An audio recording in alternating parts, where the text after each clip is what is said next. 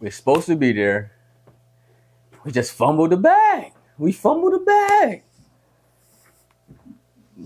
What's going on, everybody? Welcome back to another episode. What's in yours, the show, where we give it to you raw and uncut, agree to disagree, but it's just our thoughts. I'm your host, C. Martin. My co-host ain't here. He on vacation, man. Shout out to my boy DJ you know. But it's season 3 and y'all already. We going up. Got a little things to say, Drew. I feel bad, man. First of all, y'all already know this ain't no sports podcast, but we gotta talk about the Mafia. Gotta talk about the Bills, man. I'm sad, Drew. I'm sad. I ain't gonna be like the people, oh, this is our year. Nah, I ain't saying that. Because we had a good season. We made the playoffs. They thought we wasn't gonna make it. Josh Ball is just, man. It's heartbreaking, man. Why do you want to talk about this? Huh? Why do you want to talk about this? We gotta talk about this. We got to. We've been Mafia. We're gonna be Mafia till the wheels fall off. We with y'all. But man, it's gonna be some changes. It's gonna be some changes. By 3? We lost by 3. What's the first thing you're changing if you're the coach? First thing I'm changing, I got to get the bad apples out of there, no matter who it is. We don't know yet, but the bad apples got to go. The selfishness got to go, you know. And then we got to make some cuts because it's too much money, and people not doing nothing. We paying Von Miller too much money, and that's my guy. But Stephon, he here, he got like, I believe like 4, maybe 3 years left on that contract he just signed. So he here, he ain't going nowhere. So, and did you see his statement? No, what happened? He came out and made a statement saying that he's committed to the Bills and the organization and still believes in what we're doing and all this, which is a lot more than he's said in the past about things. I think if you're him, going to another team would be like starting over. Right now. I mean, there's not that many teams in the league that are as close as we are, in my opinion. The defense is the worst. You have like 10 guys on 2-year contracts. So what's your thoughts? You going to go get new ones this year? You going to draft them? What are you doing? Yeah, nah, we ain't doing it. Because you got to figure, it was a lot of young boys stepped up this year, so that's a good thing.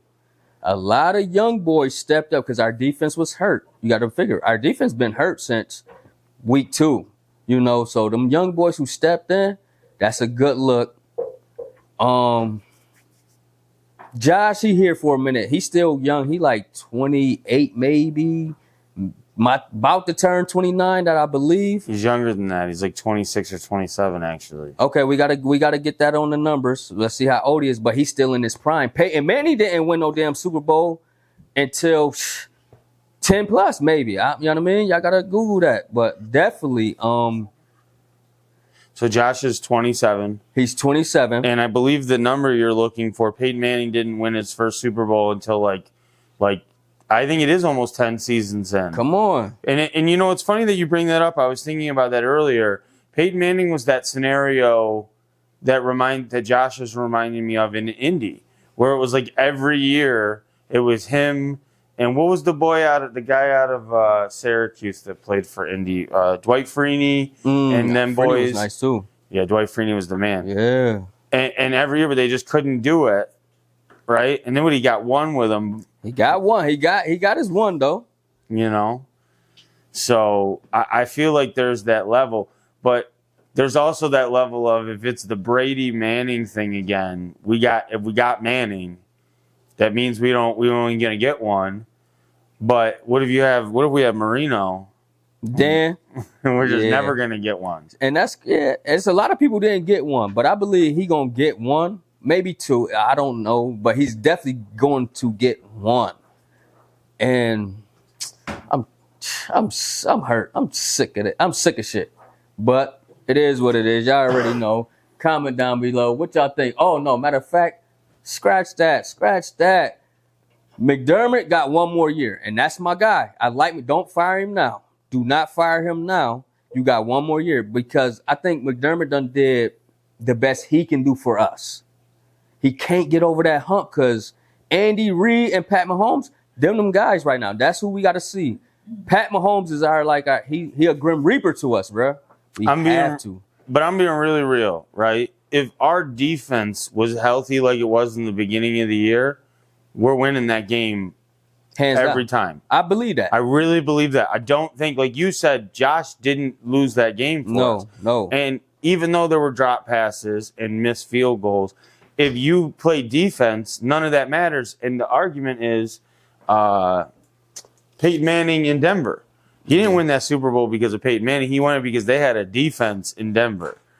And that's what I feel like Josh needs. He's going to need that defense that on the days he's not Josh Allen, the defense can be like Saxonville or something from a few years ago and just take over a game. I don't know. We got to find that boy that wanted to be a Kansas City Chief and they didn't draft him, and now he just wants to burn them every year. Yeah. That's what's y'all thoughts on the Bills, man? Comment down below. Definitely love commenting. Definitely love getting back to y'all. What else? First off, I mean, we're gonna ring the bell. No, I'm by myself. I'm driving the bus. By myself. I ain't usually by myself driving, but I ain't got no seatbelt on today, so y'all know I'm going up. So, we're going to take this shot for our highlights, man. Hey, shot time.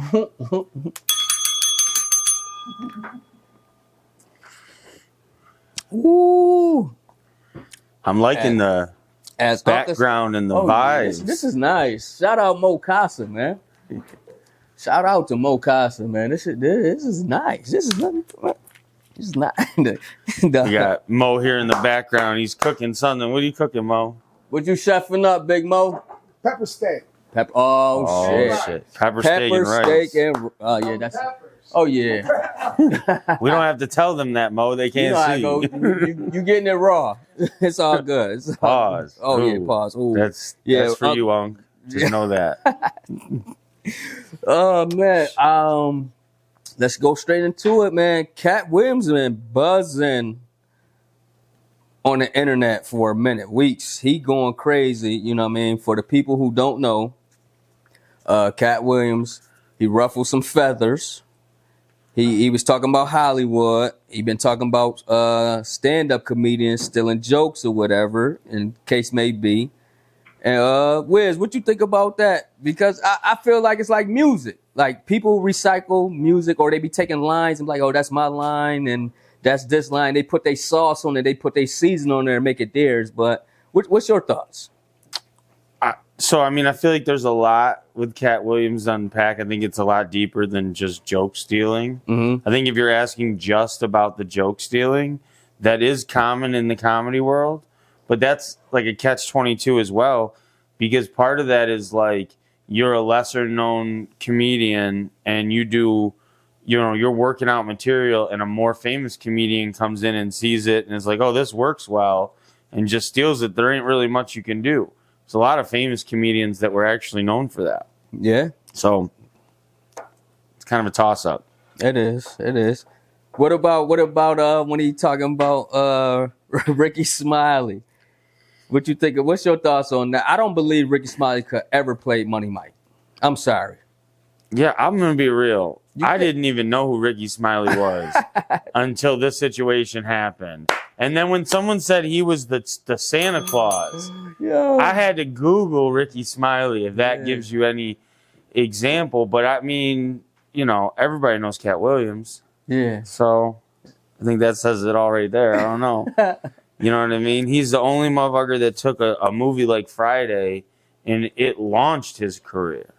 That's true. Right? That's true. Like to other people, they would think that that's the kind of movie that it may not be serious enough for them or whatever. Not Katt Williams. He turned that into a whole career. Money Mike. I am a boy, Damon. I am a boy. That was a funny joint. I feel like that's really him. That gotta be really, yeah. Well, if y'all don't know what we talking about, Y'all gotta go watch, man, Uncle Shay Shay, Club Shay Shay, to get the whole interview. It's definitely, I believe it's some truth to it, and I believe he was definitely throwing some sauce on there. Because I know for a fact Katt Williams ain't running no 4.2 something. Hell no. I know I could beat Katt Williams in a race. My knees, the light is on, but Katt Williams not running no 4.2. But other than that, let's bust a Yui though. Is Katt Williams in your top 5 comedians dead or alive? Ooh, this is a tough topic, and I just want to throw something before you go into this rabbit hole. Okay, yeah, it's gonna be a rabbit hole. It's a bit of a rabbit hole. Think about music, right? Mm-hmm. Recently, I heard, I don't know who it was. I think it was Tyler, the Creator, talking about like he hates when people say Tupac or Biggie. Like it's fine generationally for that to be your favorite, but he doesn't like hearing it because he's like, I didn't grow up hearing them, right? They were already passed on. He's a younger buck. So for him, he like, who are you listening to now? Like, who is your favorite that is like, generationally now? And when I hear that, I kind of understand what he's saying. Where when it comes to these comedians, I feel like you can put them in that same bracket. Like an Eddie Murphy stand-up comedy is very different than like a Katt Williams special. Mm-hmm. Not like even the style of jokes for the time were different. Mm-hmm. So it's it can get dicey with who's top whatever based on that. I will agree with you on that. Majority of that, I will agree. But if you into that, you got to figure out where it comes from. Or if I like stand-up comedians or I like comedy, I want to go to the deeper roots of it, because some people got it from somewhere. This is like music, like you said. If I don't listen to this type of people, I'm listening to them. But I can guarantee you they looked up to somebody that was in the rap game, or they was in the telling jokes. You know what I mean? I feel what you're saying. So give me your examples here. Okay, let's top 5. Katt Williams is not in my top 5 dead or alive. Top 10, we're gonna go top 5 and top 10. Top 10, maybe. I could probably put Katt Williams in my top 10. Maybe. But top 5 dead or alive? First, I'm going Richard Pryor. For number 1? Number 1. Okay. Because everybody done stole Richard Pryor, but that was the beginning. We ain't even gonna get into that. I'm going Richard Pryor, number 1. Number 2, Eddie Murphy. I gotta go with Eddie Murphy. I'm going with Eddie Murphy, number 2. Number 3, Dave Chappelle. Dave Chappelle done rose to the top on every level. I'm going Dave Chappelle, number 3. Number 4, Martin Lawrence. Martin Lawrence, stand up, everything he did, bringing comedians, movies. I'm going with Martin Lawrence, number 4. Number 5, Bernie Mac, R.I.P. Bernie Mac, number 5. Number 5. Who your top? I'm gonna get to my 6 through 10, but that's my number 5. That's my top 5. Who your top 5? So, I mean, honestly, I really feel like my issue is that I see those comedians split up a little bit. Mm-hmm. So, like, I feel like legacy-wise, I put, like, Richard Pryor at the top and then Eddie Murphy. And I think those are interchangeable for me, only because Eddie Murphy, I feel like, has better specials in the sense of, like, the type of comedy and stuff. Mm-hmm. But I recognize Richard Pryor's stature in this, right? Mm-hmm. But at the same time, if you wanted me to rank my 5 funniest comedians, it's just our thoughts. I really would say that Dave Chappelle is the funniest comedian ever. And to be real, if I'm going to be truthful with that, it's like Dave Chappelle, then Eddie Murphy, then Bernie Mac. And then, I'll be real, I have Patrice O'Neal, because he died, but that man is one of the funniest comedians. I like Patrice. Patrice O'Neal, and then like Katt Williams. Like the reason I put Katt so high is because think about all the specials, all the things, all the movies, all the stuff, all the things he's been in. Everybody I know knows his lines. They know his jokes. How many people come on, this shit right here? This shit right here? You know those jokes. Right. Give me 5 Eddie Murphy jokes right now some of us know like half a delirious or something, but half a delirious, goony goo goo. If you know, you know. But not everybody's going to know that. They don't. So, but I feel like right now, if you really were going to say, like, who is somebody that can always hit it, I think you could make an argument Dave Chappelle's the greatest ever. I'm fucking with Dave in my top 5. So I'm not mad at that top 5. I'm not. And the O'Neal, ooh, I like where you pulled that one from. Pause. I like that one. O'Neal funny. I like that one. I like that one. Yeah, I agree. So, man, we're gonna pause the show for a minute. We need y'all to comment down below. Y'all top 5 comedians, dead or alive. Dead or alive, top 5. So let's get back. That was a quick little commercial. I'm gonna go 6 through 10 now. It's about to start getting a little shaky. My man coming off the bench is Mike Epps. I'm sorry, Mike Epps coming off the bench. Oh, you know what? Can I just throw something in there real quick? Yeah, you can interrupt. I actually would argue that maybe he should be higher.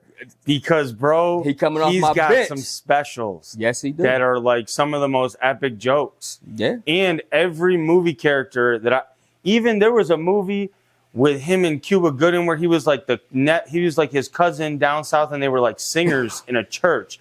And he was the same fucking Mike Epps from Friday. That's tough, man. Hey, that's our thought.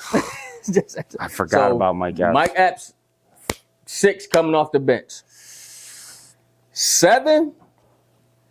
Oh, a lot. I don't think a lot of people on him, but my 7th gonna be Eddie Griffin. Yo, I was just gonna say the family barbecue. Oh shit. My God, yo! And a lot of people stole Eddie Griffin stuff, but you don't see him pulling a cat. I'm sorry, you don't. He like, yo, man, take that, run with that. I hope it works for y'all. Eddie Griffin he is hilarious. That's 8. Yo, we left a legend out. That maybe should be. It might be in your top. No, because when I say it, you're gonna be like, "Fuck, Chris Rock." Think about his stand-up legend. Like there was a time when I was growing up, all of HBO's stand-up was Chris Rock. He was the fucking guy. Okay, I'm gonna say I like Chris Rock. Chris Rock is funny, and we bring in movies and stand-up. Chris Rock, but my top 10. Chris Rock not making my top 10. He slapped him right out of the top 10, Jen. Oh, so I ain't even me. Oh, that was out of control. Yeah, that's a flag. I didn't mean to do that, ladies and gentlemen. Too much. I didn't mean to do that. That was extreme. But it is, I mean, hey, he's not in the top 10 for us. 8. That's where I'm going to bring. Matter of fact, nope.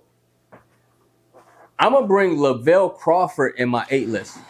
I'm talking about fat Lavelle. I know Lavelle Crawford. It's just like Big Lou and Lil Lou. The dude with the voice. Yes. It's like, fat Lavelle Crawford. Lavelle Crawford is hilarious. Hilarious. Number 9, I'm going to give it to Katt. I'm giving it to Katt my number 9. I will. Because to me, he's funnier than Kevin Hart. And Kevin Hart, number 10. Can I count Gary Owen as a black comedian? No, I know. I'm not. No matter what's the race, I don't believe Gary Owens is in this top 10. But I'm just saying, Mo's over here because he knows Gary Owens got that vote. I like Gary Owen. When y'all was talking about comedians, Gary is the man. Yeah, I like Gary. I definitely like Gary, but in my top 10, no. But I would take Jim Carrey before I take Gary. For real. I will. Jim Carrey. Ooh. How about Jamie Foxx? Oh, Jamie Foxx is 11 coming off my bench because he can sing too. Kevin may not have made it, but Jamie is 11. Jamie was gonna be in my top 10, but Kevin and Katt, I like them and everything they doing. Kevin, I gotta because Kevin gave us everything he got. Talking about Kevin Hart. Kevin Hart. I'm gonna give my boy his flowers. I like Kevin Hart. I think there's 2 Kevin Harts. You got a clone? I think Kevin Hart now is fucking hilarious. Kevin Hart, when it was like I'm Grown Little Man special, I don't think it was that funny. And I feel like that's why he didn't have movies, he didn't get traction, because he had like all right work. And now it's like Joe Rogan stand-up. Joe Rogan was not funny. Nobody fucking thought of him as a stand-up comedian. And now he's got specials because he actually has funny material. Mm-hmm. I think Kevin Hart is a product of finally hitting his stride. You could go back far enough and you don't see the same comedy from him. So, okay. I think that's a reverse. I think Kevin Hart back then was funnier than what Kevin Hart is now. Interesting. Because he's getting like the roles. His roles is good. He's definitely a good actor, and he's definitely a stand-up. But I think he was funnier back then. And side note, for real, his ex-wife was helping out. She funny. So, and who's that? Katt, you did some. That's crazy. You heard about Katt taking his ex-wife Kevin Hart on tour with him? That's crazy. But she funny though. She funny. You know, we should tell your listeners, if they've never seen it, go watch the young jock talk about the time that Katt Williams checked him outside of the club. Katt checked him? Katt, listen, I'm telling you right now, that's why I feel like Money Mike is Katt Williams in real life. Like, we just don't know it. But they say he's a generous person, so the bread, he throw you watts, or you don't even know where it came from. And that's good people. That's been a good person. You said you don't believe everything we said. I'm just curious, what things do you feel like were the added or the stuff that wasn't real that he talked to Shannon about? Katt, especially running that 4-2. Oh, the running thing. Definitely that. He had some I think he said he read so many books. I may have heard it wrong. I don't know if he talking about when he was like 3 till he was a certain age. But between a year span or something, I'm not for sure. He said he wrote like 3,000 books. I just like, okay, yeah, maybe so, but you know what I mean? I just think that he threw a little sauce on that. Heard. It's a couple things, but y'all gotta watch that joint. So let's speed the bus at woo woo. Yo, crazy thing is, Drew, have you ever heard of somebody seasoning bacon? Season your bacon when you cooking? Yeah, I actually have done this myself. I like to do like Cajun seasoning with honey and bake it off, or like cracked black pepper. Mo over here likes this maple bacon seasoning on his bacon, which is kind of redundant. But the only thing is, I think you can season bacon as long as you're not adding salt, because it's salt cured meat, so it's already so salty. Pause. That sounded crazy. Salt cured meat sounds crazy to you? You got salty meat. That sounds crazy. Listen, you've seen that Des Bryant video that's been going around, right? Yeah. I texted that to the Space Cadet the other day and was trying to say, this shit got to me so hard. But I typed, this shit got me so hard. And then just put my phone away. Didn't even think about it. An hour later, I got what the fuck messages coming to my phone. Like, why would you send this to me? You was on one. What? I was like, I sent my boy a message and said, this shit got me so hard. It was a video of Des Bryant. I'm like, this goddamn Buffalo snow's getting to me now. Yo, the snow, the blizzard. Let's speed it. Let's talk about the blizzard. Oh my, yo, crazy. We had like 5.5, 6 feet of snow blizzard. We snowed in. It gave us COVID vibes. It was driving bans. It was crazy. But the Bills played though.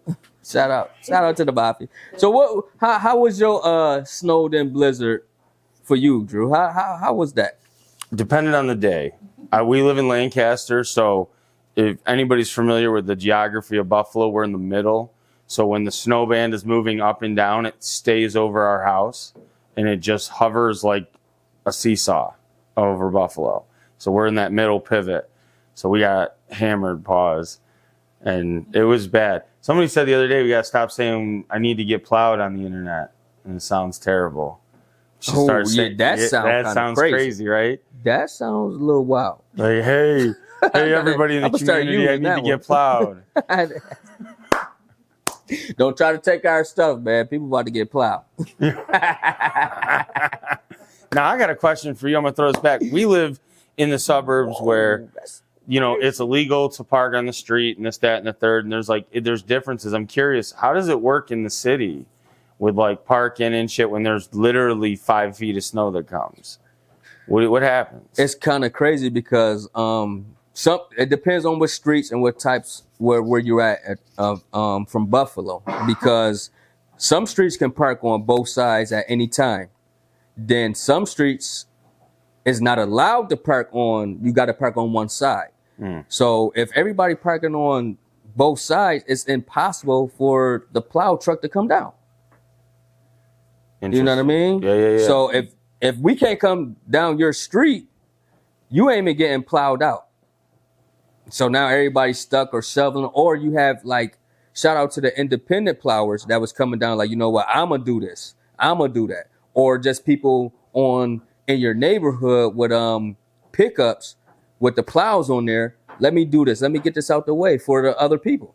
Which is funny because that's the stark difference of like living in the suburb. Like in our street, you see like a guy plowing with like his own truck, and you're like, look at this fucking jamoke plowing, and she's not supposed to be fucking doing this, da da da da. And then down in the city, it's like we need everybody to band together because the fucking city. I don't know if it's just they don't have enough trucks or what. I don't know.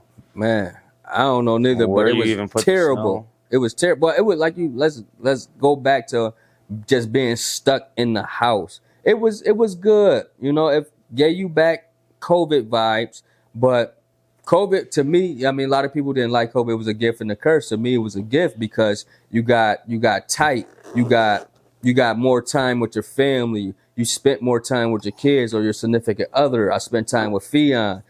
So it just it wasn't in survival mode because it wasn't like, what's up next? What's up next? You just knew it was Buffalo weather, you know? I'll be real with you. Looking during COVID, I thought this sucks and blah, blah, blah. Look, we wanted the world to be normal again, but I realized that it was certain things like the masking in public and the things that made you feel like you were in a movie that were the bad things.